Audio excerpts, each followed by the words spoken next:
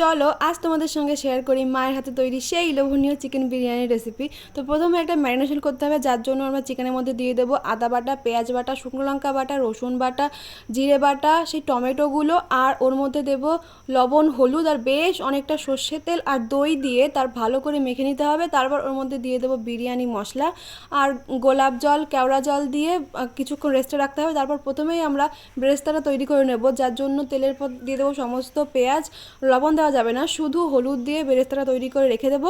তারপর সেই তেলের মধ্যেই আবার দিয়ে দেবো আমরা বিরিয়ানির গোটা মশলা, জিরে আর তেজপাতা দিয়ে মাংসটাকে দিয়ে ভালো করে কিছুক্ষণ কষাই করে রান্না করতে হবে।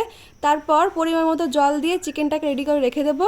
এবার দম দেওয়ার পালা। প্রথমেই একদম নিচে ঘি মাখিয়ে তার উপর প্রথমে একটা ভাতের লেয়ার দিয়ে এর উপরে আবার ঘি দিয়ে দেবো এবং তারপর সমস্ত চিকেনটাকে দিয়ে একটা লেয়ার তৈরি করতে হবে। তারপর আবার ভাতের লেয়ার দিয়ে এর উপরে দিয়ে দিতে হবে যে বেরেস্তাটা করে রেখেছিলাম বেরেস্তা, তার সঙ্গে কেওড়া জল, গোলাপ জল আর মিঠা আতর দিয়ে আর একটু বিরিয়ানি মশলা দিয়ে এবার আটা দিয়ে সিল করে দিতে হবে। বাস ডাবল বয়লারে দম দিলেই রেডি সেই লোভনীয় চিকেন বিরিয়ানি। কি দারুণ যে খেতে হয়েছিল, তোমাদের কি বলবো। তোমরাও বাড়িতে অবশ্যই বানিয়ে দেখো কেমন হয় খেতে, আর আমাকে জানিও। তো আজকের জন্য এটুকু, সকলে অনেক ভালো থাকো, সুস্থ থাকো, বাই বাই।